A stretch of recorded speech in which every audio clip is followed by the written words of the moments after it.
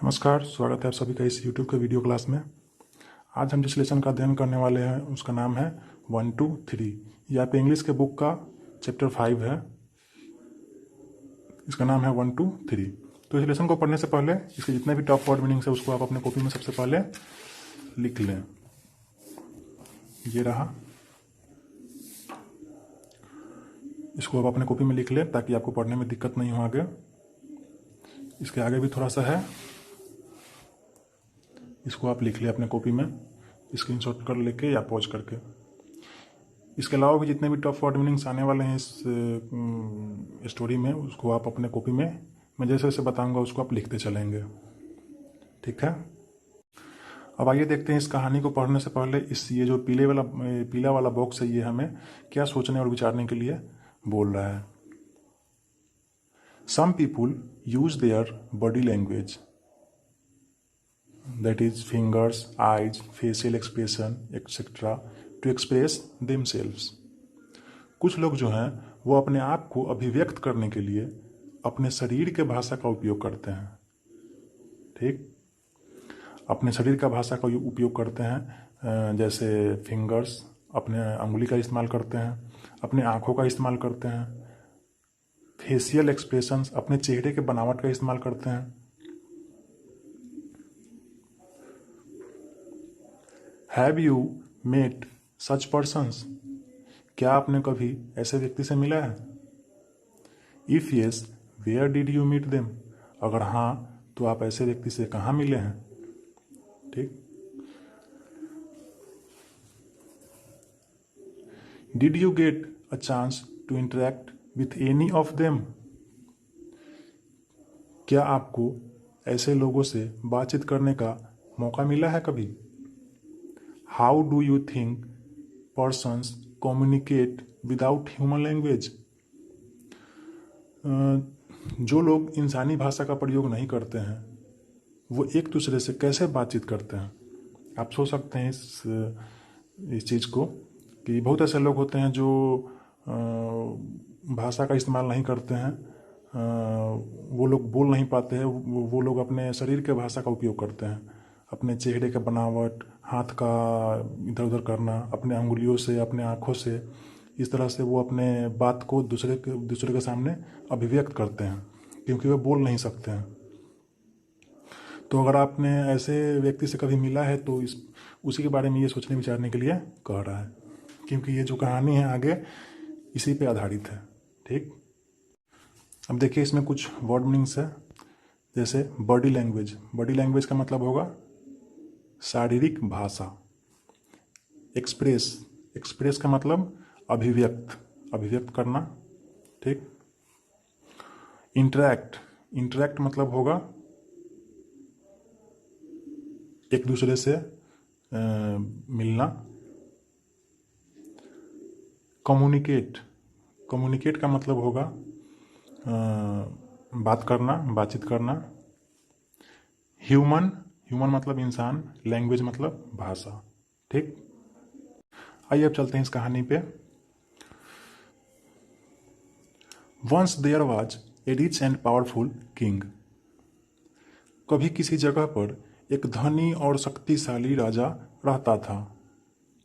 He thought that no one in the world was as powerful as he was, उस राजा को ऐसा लगता था कि उसके जैसा शक्तिशाली राजा इस संसार में कहीं है ही नहीं।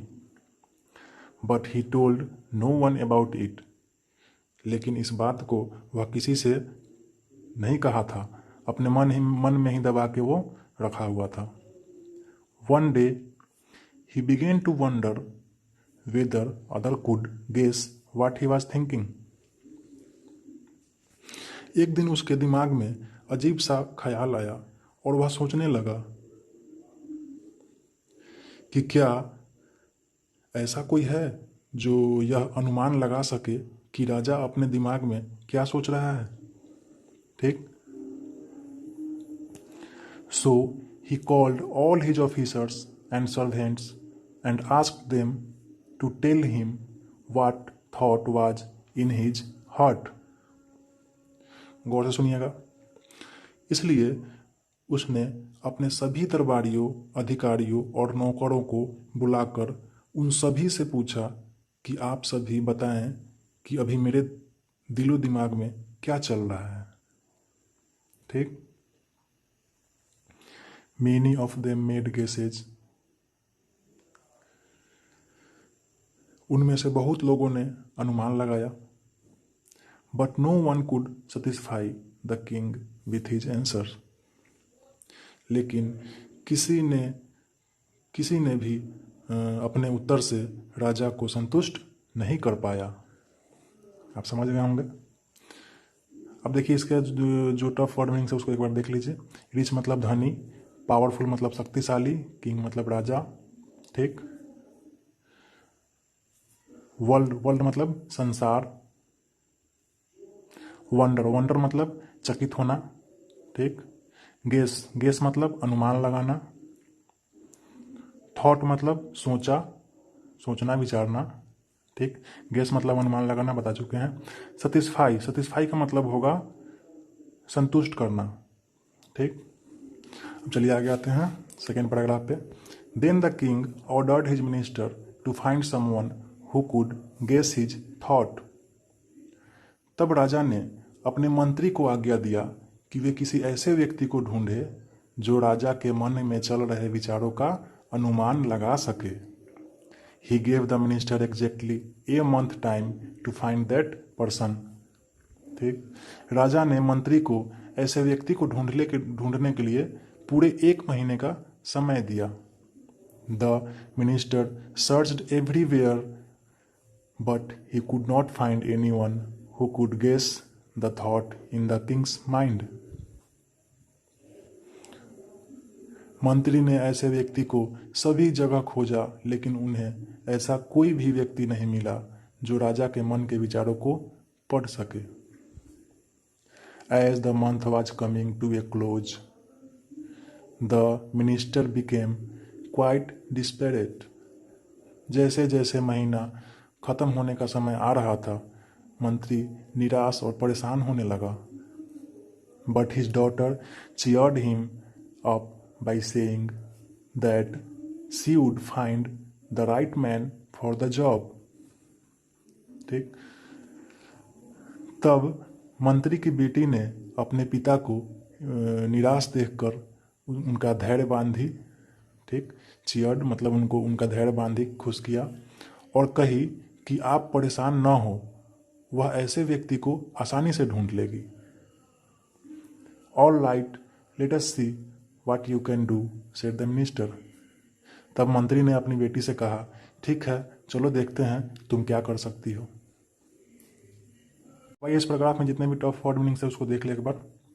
ऑर्डर मतलब आज्ञा देना, मिनिस्टर मतलब मंत्री। ठीक। उसके बाद डिस्पेरेट। ठीक। डिस्पेरेट मतलब निराश होना, परेशान होना। चियर्ड, चियर्ड मतलब होता है धैर्य बांधना या खुश करना किसी को। ठीक। अब आगे चलते हैं अगले पैराग्राफ पे।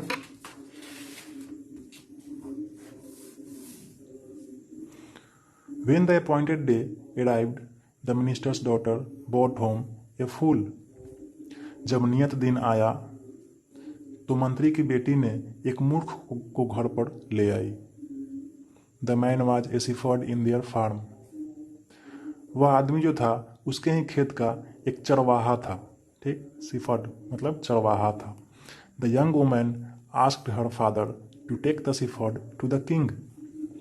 वह लड़की जो थी वो अपने पिता से कही कि इस चरवाहे को राजा के पास ले जाइए। The minister was shocked at his daughter's choice.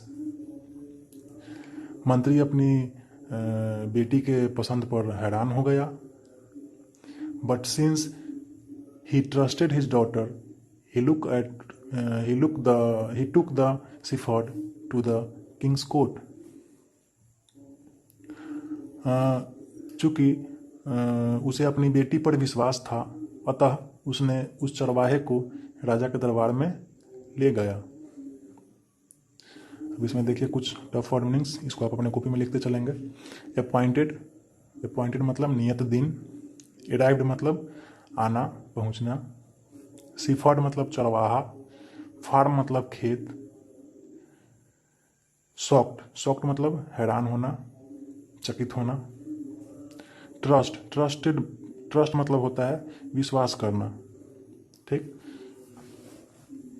अब आइए चलते हैं अगले पैराग्राफ पे। The court had already assembled. दरबार पहले ही लग चुका था, इकट्ठा हो चुका था। राजा तथा सभी दरबारी लोग सभा में उपस्थित थे। ठीक, the minister presented the shepherd to the king. मंत्री ने उस चरवाहे को राजा के सामने प्रस्तुत किया। When the shepherd lifted his eyes to look at the king held up one finger.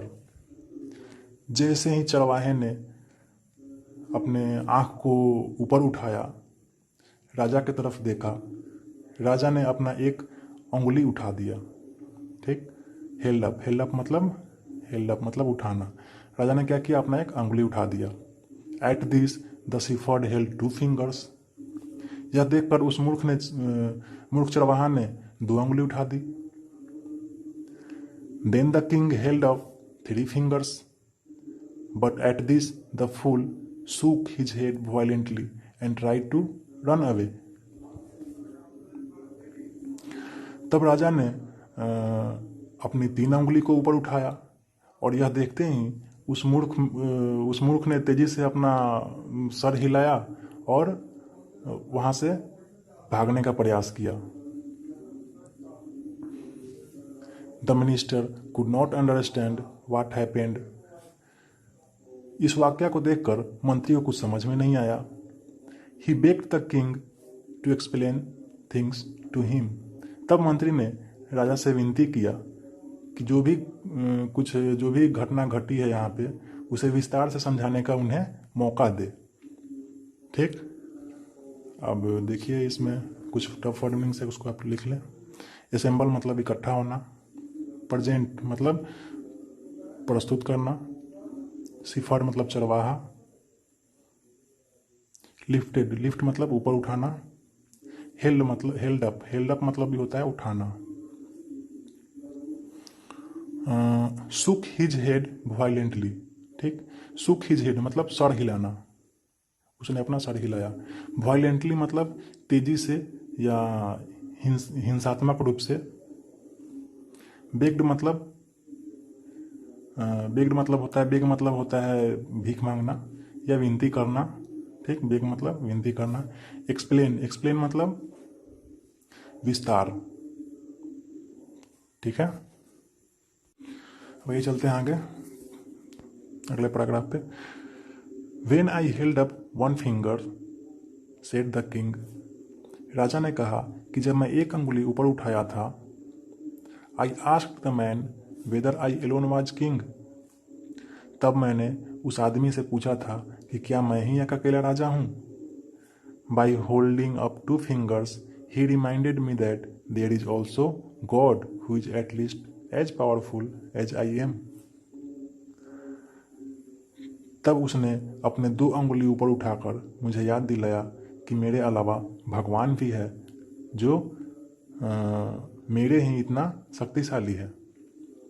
Then I asked him whether there was a third, and he strongly denied the existence of a third. तब मैंने 3 उंगली उठाकर उसे पूछा कि क्या कोई तीसरा भी है जो मेरे जैसा हो। तब उसने मेरे जैसा किसी तीसरे आदमी के होने का मजबूती से इनकार कर दिया। This man really read my thoughts. इस आदमी ने सच में मेरे विचारों को पढ़ लिया। I have been thinking that I alone was powerful, but he reminded me that there is also God but no third. मैं हमेशा से सोचता था कि एक मैं ही शक्तिशाली हूँ। तब उसने मुझे याद दिलाया कि भगवान भी मेरे ही इतना शक्तिशाली है, परंतु तीसरा कोई नहीं। आइए देखते हैं इसमें कुछ टफ वर्ड मीनिंग्स को देख लेते हैं। एलोन मतलब अकेला, गॉड मतलब भगवान, डिनाई मतलब इनकार करना, एग्जिस्टेंस मतलब होगा अस्तित्व। ठीक, अब आइए चलते हैं आगे इसके क्वेश्चन आंसर्स पे। यहाँ देखिए, थिंक एंड टेल, सोचिए और इसका जवाब दीजिए। तो इन चारों प्रश्नों का जवाब देना है। ये चारों प्रश्नों को मैं आपको समझा दे रहा हूँ, आप कोशिश कीजिए खुद से इसका उत्तर देने का। ठीक, what did the king think of himself, राजा जो था वो अपने आप को क्या समझता था। दूसरा है, what did the king want his officers and servants to find out, राजा जो था वो अपने अधिकारियों और अपने नौकरों को क्या खोजने के लिए बोला था। तीसरा है, how much time did the king allot to his minister, राजा ने अपने मंत्री को ऐसे व्यक्ति को ढूंढने के लिए कितना समय दिया था। और चौथा है, how many fingers did the king raise the second time, दूसरे टाइम में राजा ने कितनी उंगलियां ऊपर उठाई थी। ठीक, तो ये चारों का आंसर आप कोशिश करें खुद से देने का। आप खुद से लिखेंगे तो वो अच्छा रहेगा। ऐसे आपकी हेल्प के लिए मैंने आंसर बना दिया है, आप उसको नोट कर सकते हैं।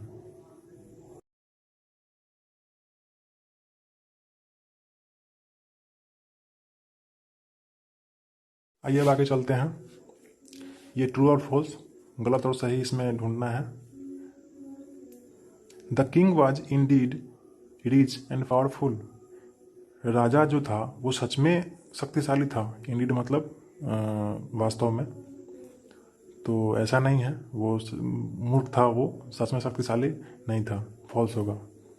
The minister's daughter help the father, मंत्री की जो बेटी थी वो अपने पिता की सहायता की, सही बात है, ट्रू।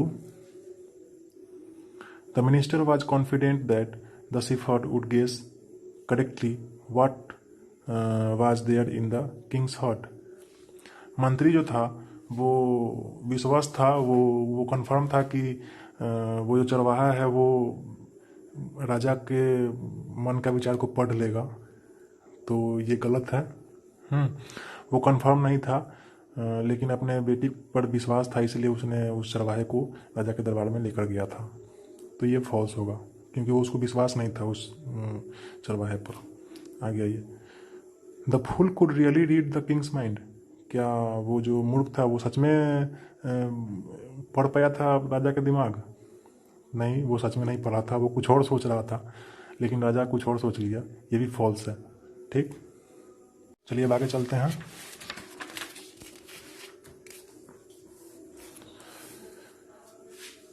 इन तीनों प्रश्नों का उत्तर देना है। ठीक, आप इन तीनों प्रश्नों को पढ़ें और इसको कॉपी में लिख लें और इसका उत्तर खुद से देने का प्रयास करें। मैं आपकी हेल्प के लिए इसका उत्तर मैं आपको दूंगा, लेकिन आप प्रयास करें खुद से उत्तर देने का। ठीक है, तो ये रहा आपका उत्तर।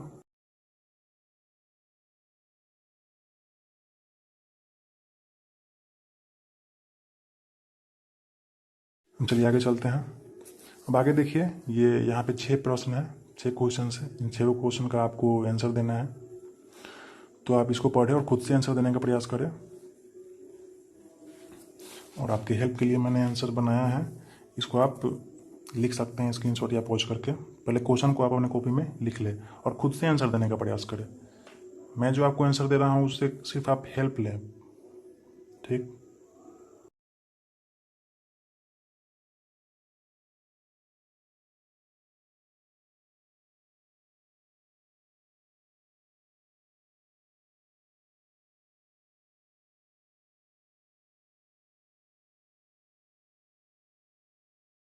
चलिए अब आगे चलते हैं।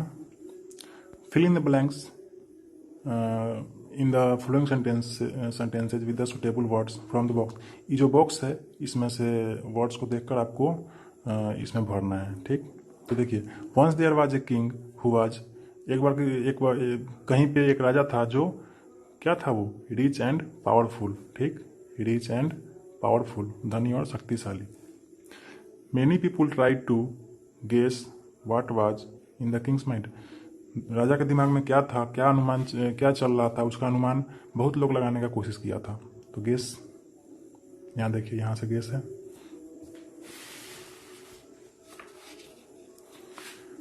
The minister's daughter brought home a fool, he was a shepherd. मंत्री की जो बेटी थी वो घर पे क्या लेके आई? एक मूर्ख को। वह क्या था? चरवाहा था। The fool denied the existence of the third king. उस मूर्ख ने तीसरे किसी शक्तिशाली या किसी राजा होने के अस्तित्व से क्या किया? इनकार कर दिया, denied. The king was very pleased on fool's reaction. राजा जो था वो उस मूर्ख के रिएक्शन से काफ़ी खुश था। ठीक, अब आगे देखिए क्या है। Rearrange the letters.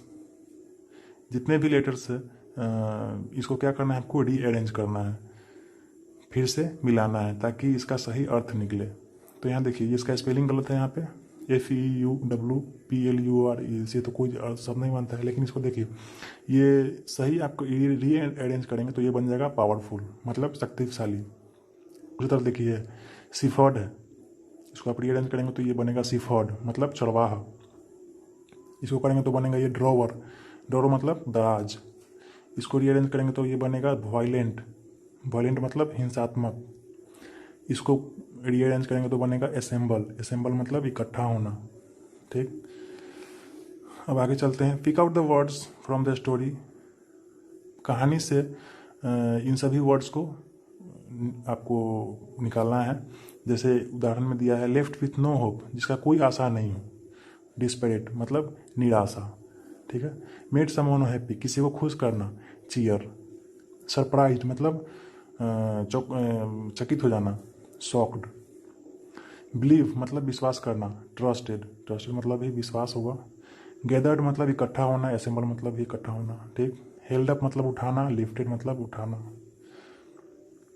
Paid something for doing some good, कोई अगर कुछ अच्छा करता है तो उसको हम कुछ देते हैं, उसको क्या कहते हैं? प्रेजेंट। ठीक, मतलब पुरस्कार। रिफ्यूज मतलब इनकार कर देना। डिनाइड। ठीक है, तो ये रहा आपका लेसन 1 2 3। आप सभी से अनुरोध है कि अगर आपको अच्छा लग रहा हो तो आप वीडियो को लाइक करें और ज़्यादा से ज़्यादा सब्सक्राइब करें। और कुछ अगर कहना चाहते हो आप इस वीडियो के बारे में तो आप कमेंट करके कह सकते हैं।